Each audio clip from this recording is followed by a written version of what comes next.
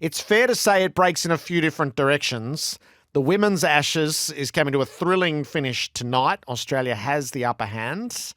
The men's Ashes, have you ever known so much to be discussed, to be deciphered, to be interpreted and to be said in the aftermath of an Ashes opener where England are absolutely convinced that they won?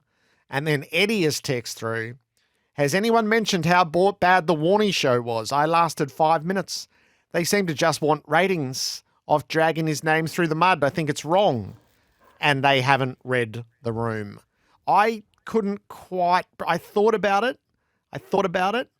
I couldn't quite inflict that on the family. I've recorded it. We're catching up on the Indiana Jones series to be ready for the new release. We watched Indiana Jones and the Temple of Doom. But our man Robert Craddock, he did the hard yards for us. Hello to you, Crash. G'day, Gerard. Yeah, I punched it up the middle with Warnie last night. And, there's a lot of bitterness and rancor out there. And I think that comes through the lens, which I must admit, I looked through a bit too, when I heard that the family, including his former wife, Simone, felt it was too soon. And I get that too, because it was described as a celebration of his life. No, it wasn't. It was actually a depiction of his life. And there's plenty of warts and all with Warnie. So, it was interesting you mentioned ratings. Well, it rated 550,000, which was solid, but it did get beaten by 100,000 by Dancing with the Stars. So they wouldn't have been thrilled with it. So what did you make of it? Well, I felt Alex Williams as a young Warnie was pretty darn good. If you're going to get a guy to look, there's only one Warnie, but I felt Alex was certainly passable. I wouldn't have showed footage of the real Warnie in it because that only highlights what the differences are. It looked a bit Neighbours 1990-ish to me, to be honest. A lot of the sort of craft work around it, but guess what? That was Warnie's era as well. I felt the facts were pretty authentic. The blue when Warnie visited Terry Jenner, his coach, for a mentoring session early with a cart slab of beer, and Terry just tore strips off him and said, mate, what sacrifices have you made for cricket? Seriously, nothing. That was true. The blue in the West Indies was Stephen Waugh when he was dropped for Stuart McGill. That was I was there during that and actually had a blue with Warnie myself over it. Yeah, right. So that was pretty solid. But, I just felt it wasn't right that it was too soon. I'm not as hysterically critical of it as social media where, we have to take the extreme, don't we, and bag it to the nth degree. But I just, knowing that the family was suffering a bit through it made me think, and knowing what Warnie had given to Channel 9 over the years, I was surprised it was on our sets less than 2 years after his passing. Whose depiction did you either find most amusing or jarring? So I got a text message during it, Malcolm Speed with a mullet. Who did one of them in particular make you smile or make you shake your head? Yeah, well, it did. Steve Waugh, it just struck me how original the original Steve Waugh, because he's the guy that no actor can depict, that stony face and the way he sort of talks out the corner of his mouth. And, as I said, Alex Williams, he was fine as Warnie, but Waugh was the one. And I also sports trivia alert, Gerard. Yep. Our old mate Bryden Coverdale, the former cricket writer, who's also the shark on the television quiz show The Chase. He has two personalities. Bryden used to sit in the cricket media box and you wouldn't say boo. Lovely, lovely guy, really respectful. Then he burst to life as the shark and very popular amongst us all. He's got a great eye for detail, and he picked up that in the background of one of the scenes, which was in 1995, there was Austin Powers on the television, and that didn't happen until 1997. Right. And I thought, this is why we love Bryden. He's just unbeatable at the small detail. I thought that was good. But it was. It was something about it just grated me a bit, and I think it was that I've always really liked Simone Warne. I found her. Everyone knows how glamorous Simone was, but I don't reckon she liked the limelight that much at all. And she was very down to earth during my limited dealings with her, and always liked her. But I remember that time Warnie was dropped in the West Indies, and it was on for young and old with Steve Waugh. And I actually got a phone call from him in my room, and he said, "I'm just after an unbiased opinion. Am I a better bowler than Stuart McGill?" And I said, you are, but Warnie, I have to be honest, I've just written a piece and filed it saying that in this situation, with you and your shoulder injury struggling, McGill's a better choice. And he was so upset because he just felt, that I got it really wrong. Yeah, what an insight. What an insight. So here's what's coming. Never thought Warnie's ball of the century was bowled at Port Melbourne Cricket Ground. That's Rob from Cheltenham. Fair to say the Warnie show is the worst show I have ever watched. It was so rushed it's not funny. Nothing against the actors, by the way. I liked part 1 of the Warnie miniseries last night. I'll definitely be watching part 2. And I thought it was awesome. Very in the 90s. Yes, too soon for the family, but was pretty good. So that's a cross-section. Yeah, it's just, as I said, that it had that Charlene neighbourish feel to it, but that was the era. So it is going to be a little bit kitsch. So, the standard of acting, I found okay, and there were certain moments. I mean, for that young lad to mimic Warnie's bowling action, and even when he was in his shorts, he did look like Warnie's shape, which Warnie had a distinctive sort of roundish shape. So, yeah, it was interesting. I'll say that. Will you watch part 2? Yeah, I will. Just because I just feel that, it was a part. I enjoyed that era so much. I remember as a young cricket writer, that was my first tour. Was pretty much his first tour. And so, there were so many stories I was looking for. His, liaison with bookies and sort of been led down the garden path there, and the ball of the century, and it was just such an era like no other. The other special this week is Tuesday night, The Longest Feud, Ian Chappell and Ian Botham. So I presume this is a story you know relatively well. So this is Tuesday night, Channel 9. Are you surprised by this? Staggered. I can't believe they're in the same room. And it was funny, in quick succession for Cricket Legends on Fox Sports a few years ago, we did Botham and Chappell separately, of course, and I deliberately left question about each other and their feud until right at the end. And you've just never seen the mood of interviews change so much. Like they both sat up in their chair and said, he's a this, he's a that, and just went completely on the attack. And I remember Ian Botham, who was very docile to the point of being sleepy through most of my questions, Gerard, and that's not rare, by the way. That's I can put anyone to sleep, but he and even the cameraman said, "Geez, don't they? It's a feud and a bitterness like no other, Gerard." Right. How they got them in the same room is beyond me. And of course, for people who haven't heard, a famous incident, 1977 at the Melbourne Hilton, when they were playing club cricket in Melbourne, and Ian Chappell was repeatedly bagging England and their players, which surprises no one. Both of them took offence, pushed him off his chair, allegedly threatened him, and they've absolutely detested each other. Think of the person you hate most, double it, and then you've got this feud. Right. Well, that'll be an awkward scenario on Tuesday night then. I wonder. Okay. I'll probably have a little peek in at some of that. Shane from Tassie sent through, had a laugh in the first 10 minutes of Warnie last night. The football vision shown was the 1988 Tasmanian statewide grand final between Devonport and Glenorchy, and that's come through a couple of times. So terrific stuff. I like what's been sent through. Righto, Crash, to the here and the now.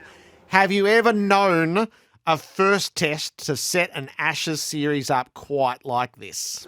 No, I haven't. And just the culture clash. And it's what's followed it that made it special, like Ollie Robinson continuing to bait Australia, Stuart Broad responding to a tweet from Fox Sports Australia saying they've got a new villain, him saying, "Oh, I'm so sad I've been pushed out of the way."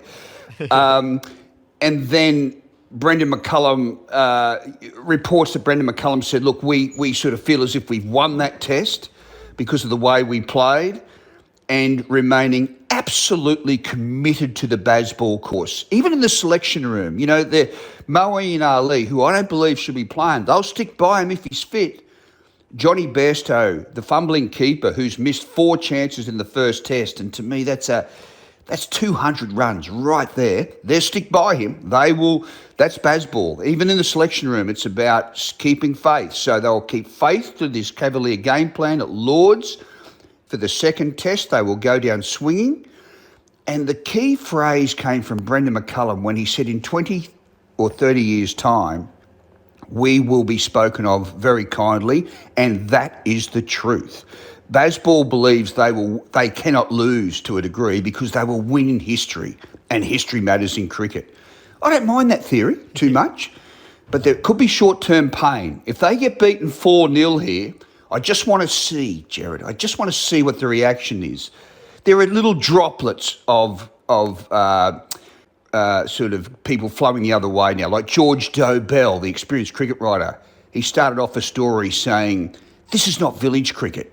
This is not league cricket. This is the Ashes. I want to win it.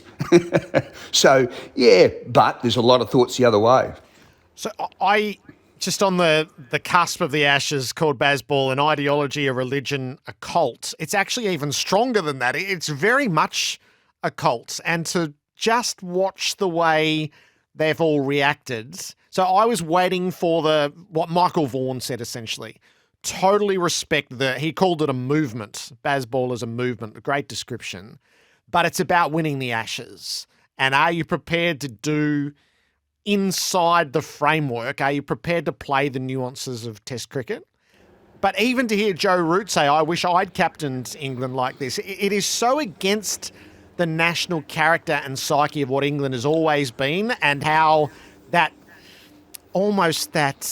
inherent pessimism has infected their cricket throughout the years. It is the most extraordinary culture clash within their own game. Well, I mean, the former English captain, Mike Brearley, who captained England in the 1970s, is regarded as the smartest guy to play the game. And he's also a mind doctor. And he believes that Bazball, the reason it's been so well received, it's an antidote to depression. Yep. And he said a lot of middle-aged men who are struggling in life and with debt around them and all sorts of challenges, they feel a ball and chain snap behind them when Bazball starts. And I reckon he is right. I do agree with that. It lifts people from their chairs. It makes people feel good about themselves. They look forward to every single day's play. And I was at a guest spoke at a function at a golf club last Friday, and I said some concerns about Bazball. I said, I just don't know how they'll react if they're 3-1 down. And a guy from Birmingham jumped up from his seat, an Englishman, who said, all my mates from Birmingham and Edgbaston are so behind this. They believe in it. Like it was almost like a cult figure talking, pounding the pulpit. So it is fascinating, Gerard, because we have turned into England, sort of, yep, and they have turned into us, sort of. Yeah, it's what makes it so transfixing. So how's Australia dealing with all of this? This is Michael Di Venuto. He did the press duties overnight on the rhetoric that's coming from England. And play the way we play. And that seems to be serving them pretty well, Crash. Oh, it is. That part of the Bazball narrative is to speak positively. Now, I don't mind that actually, because when Australia was dominating England, remember Glenn McGrath making 5-0 predictions, and Shane Warne once, I remember he was telling England what team they should pick. Yeah. And I remember Steve Fleming, the Kiwi captain, when we bumped into him informally, he said, hey, mate, what about Warnie in his column suggesting what the Poms team should be for the next test? Can you imagine if I did it? He said, I got laughed off the planet. Yes. And that was the level of confidence. Well, part of the Bazball thing is you get out on the attack. And Ollie Robinson has stirred up Australia, and so has Zach Crawley. I mean, Zach's credentials are pretty feeble, to be honest. He averages in the late 20s. In Test cricket, but he can hit the ball strongly, and if he bats for more than an hour, he can be a nuisance. So what's it going to look like at Lords? Well, certainly there's going to be more life in the deck. That's a given, and I think that Mitchell Starc should come back into the team.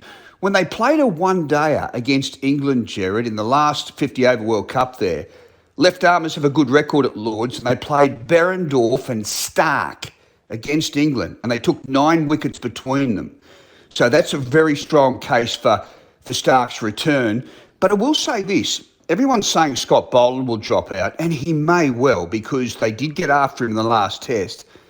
But Chris Wokes, who's a Boland sort of player, averages 11 runs per wicket at Lords in 5 tests. He just cleans up at Lords, bowling these little seamers and swingers, and 11 runs per wicket for a guy who bowls at Boland's pace. So while Boland got slapped around in the last test, and he was vulnerable in the flat deck, and we thought he might have been, Lords with its slope, and there's just a little bit of nibble there. He would be an entirely different proposition. However, they love Hazelwood, and he's back now, and I imagine they would think he would stay. But I'd be stunned if Stark didn't play. And Australia's tactics. So it's one. I thought they did quite a good job in containing and cornering Bazball as best they could, but there's nothing like actually working through it once to then make your alterations the next time out. Would you expect to see a slightly different guys? Yeah, slightly more attacking. And I think the realisation that there were some interesting stats in the game. They hit an almost identical amount of boundaries, the two teams, even though England scored much, much, much, much faster. Similar first inning scores at about 30 overs more Australia took. So all these ones and twos have to be plugged a bit. And on a wicket that's doing just a little more, I think you might find one sweeper out, but not two early on.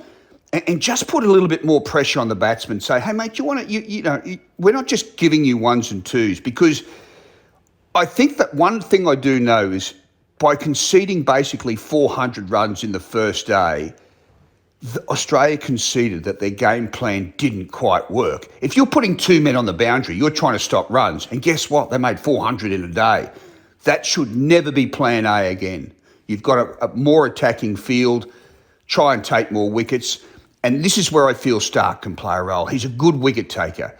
He's been a star of the white ball cricket for 10 years. So don't tell me that he's going to quiver at his boots at someone swinging a bat at him. He knows how to defend against an attacking blade, does Stark. So I thought he might have played the last test because he's a cold starter. Yep. And they played him in the first against India, and I just felt he was getting his engine running by the end of it.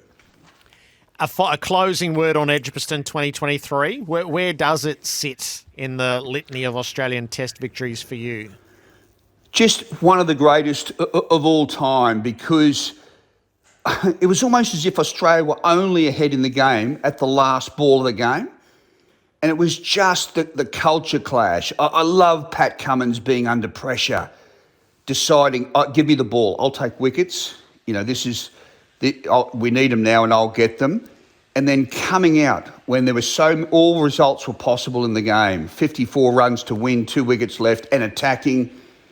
I just thought it was superb. And I also enjoy any moment of greatness that Nathan Lyon has, because he's been so underrated. My goodness me. This Lord's Test is Nathan Lyon. He becomes the first bowler in Test history to play 100 tests in a row. Just think about that for a minute. Think of the great bowlers that have played our game. None of them have played 100 tests in a row. No one in history except humble old N. Lyon. Yes. So an Australian off-spinner, are you kidding me? What a career he's had. He had no confidence when he first started. I remember he went through tours of England where he'd have to put on the sound of music, raindrops on a tin roof, that soundtrack to get himself to sleep. He was so agitated. And Mitchell Stark still jokes that he said, he's had about 70 debut tests because he frets as if it's his debut all the time. And through all that, he's just about to take 500 wickets as well. So it could be the greatest match of his life, this one coming up, if the last one wasn't. One more on the men's Ashes, because the battle is as much off the field as it is on the field at the moment. And Ricky Ponting sort of has a knack for these things. It's hard to keep up with all the podcasts, but this was Ponting on the Gorilla Cricket podcasts on, being offered the coaching job of England before Brendan McCullum.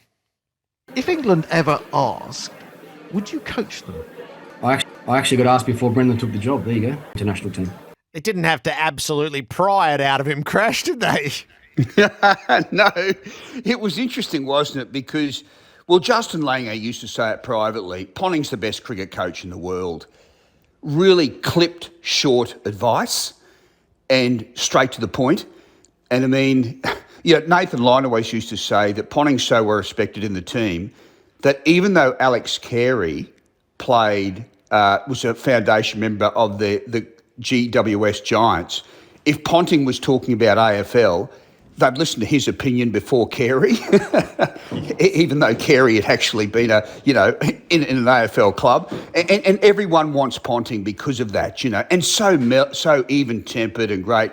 It's a shame because I'd love to see him. It apparently helped him overnight, I think, made a visit to the Nets, but just you'd love to see more of the greats like that around the Nets because there's so much to learn from them. Not just coaching, but just even, how to absorb pressure, how to absorb a failure. That was one of his great skills. And but he'll never coach a national team. He's got too much on his plate with commentary, Gerard, and the IPL is just his right window, I reckon.